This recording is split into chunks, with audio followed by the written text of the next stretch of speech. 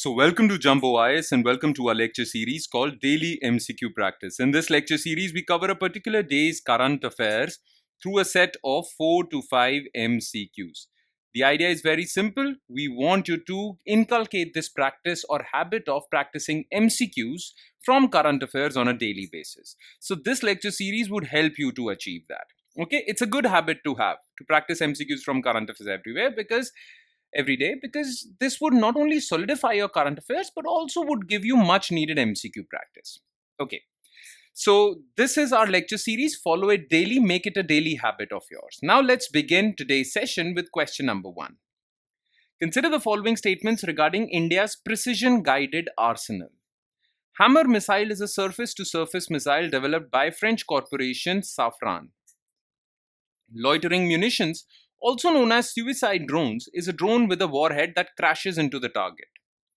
Terminal altitude of a cruise missile is the altitude of the final stages of its flight. Okay. So, as far as the weaponry of India is concerned and which weaponry allegedly was used in Operation Sindoor also, okay, these are some of the statements. Now, Hammer missile is an air-to-surface missile. It is fired from air, mostly from Rafale jets. Okay.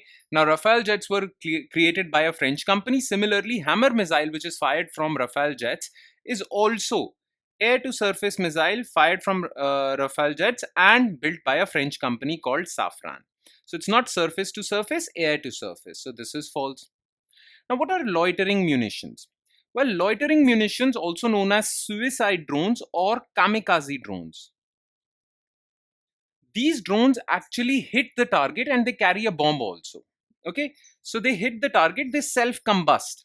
They hit the target and they explode and basically damaging the target. So that is why they are called suicide drones, because they don't fire bombs. They just hit the target and they are bombs themselves. Okay, so this is also correct. This was also used by India recently. Now, India also used allegedly BrahMos missile. Okay, BrahMos missile is a cruise missile. Now, cruise missile is basically fired, okay, and it has two altitudes. One is the cruise altitude. So, when this missile is fired, okay, well, the height that this missile can achieve in the initial stage or the middle stages of its flight is known as the cruise altitude. For BrahMos missile, it is around 15 kilometers. Okay, and what is terminal altitude? Terminal altitude is the height at which it descends to before hitting the target. So in the final stages of its flight, it hits its target. So it has to descend. That is known as terminal altitude. Okay, it is around 10 meters. So terminal altitude of a cruise missile is the altitude of final stages of flight. Absolutely correct. So only two statements are correct. The answer is B. Question 2. Consider the following statements regarding Global Space Exploration Summit GLEX 2025. It was jointly organized by ISRO, Astronautical Society of India, and International Astronautical Federation. The theme for this year's GLEX was Reaching New Worlds, a Space Exploration Renaissance. International Astronautical Federation (IAF) is an intergovernmental organization established in 1951 that promotes global space cooperation. Okay, so recently India hosted Global Space Exploration Summit, which was the 12th such summit. It was 12th edition of GLEX was hosted by India. Now it was jointly organized by ISRO, ASI and IAF, which is an international organization. The theme for this year's GLEX was Reaching New Worlds, a Space Exploration Renaissance. This is also correct. Now, International Astronautical Federation was definitely established in 1951. And it is an organization that promotes global space cooperation.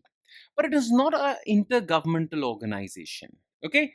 Intergovernmental organizations are those organizations whose members are only governments. But for IAF, well, space agencies are its members, private space companies are its members, universities are its members. Okay, so it's not an intergovernmental organization. So this is false. 1 and 2 only. The answer is A. Question 3.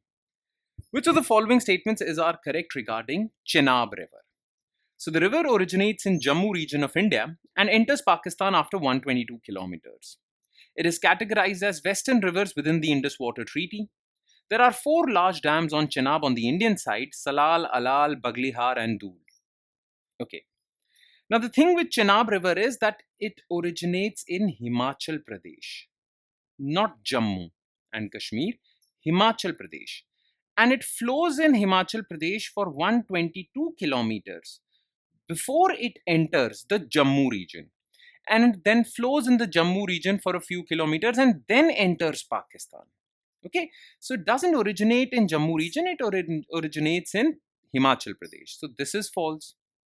Now, as per the Indus Water Treaty, well, the six rivers, Indus, Jhelum, Chenab, Ravi, Beas, Satluj, these six rivers, Indus and its tributaries, okay, they were divided into two categories: western rivers, eastern rivers. The western rivers contained Jhelum, Chenab, and Indus. Eastern rivers contain Ravi, Beas, Satluj. So Chenab is part of western rivers under Indus Water Treaty. Absolutely correct.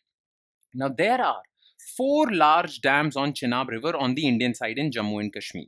Okay, these are Salal, Alal, Baglihar, and Dool. The most famous ones are Salal Dam and Baglihar Dam. So this is also correct. The answer is 2 and 3 only. B. Question number 4. Consider the following statements regarding large dams in India. As per National Dam Safety Authority, dams with height of 15 meters or more are categorized as large dams. The National Register of Large Specified Dams lists 15 large dams in Jammu and Kashmir as of September 2023.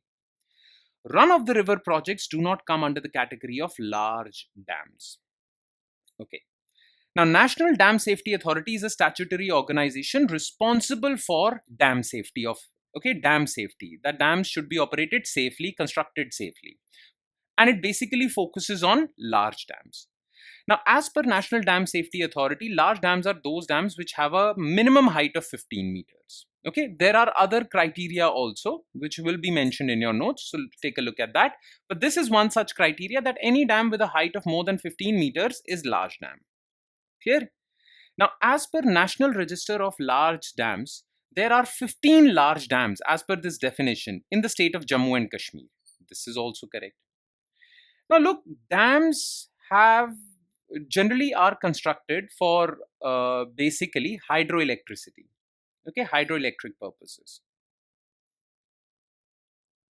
Now, hydroelectricity can be produced either use dam a river, store water, block the flow of water, store water, and then drop that water from a height to run a turbine to produce hydroelectricity.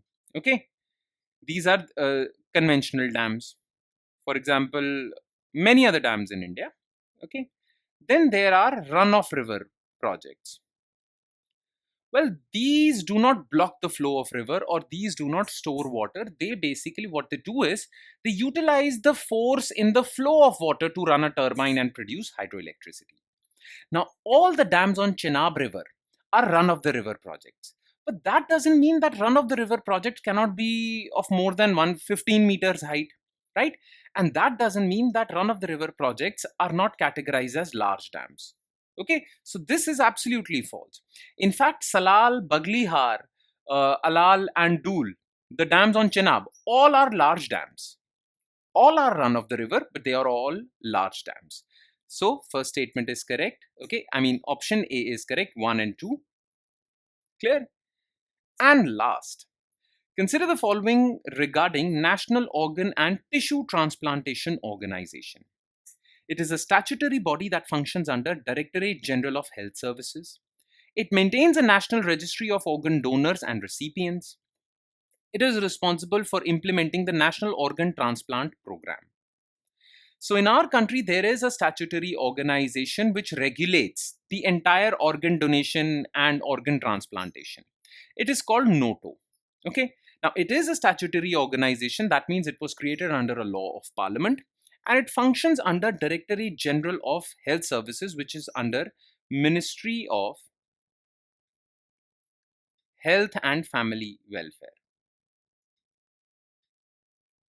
Okay, Union Ministry of Health and Family Welfare. So first statement is absolutely correct. Now, it maintains a national registry of organ donors and recipients. Absolutely correct. It is one of its responsibilities. It is also responsible for implementing National Organ Transplant Program. Absolutely correct. All statements are correct. The answer is B. And with that, we conclude today's session. Thank you so much for watching, everyone, and I'm sure it has added value to your preparation. It would add more value if you're consistent with this lecture series, and it would add even more value if you revise this lecture as well. Okay? Now, revision means that spending another 5 to 10 minutes taking a look at written detailed solutions to each and every MCQ. Now, these solutions are provided in our notes, and these notes are shared on our Telegram platform. The link to our Telegram channel is provided in the comment section just below this video. On that note, I'll be signing off with the promise of seeing you again with another set of MCQs. Thank you, everyone.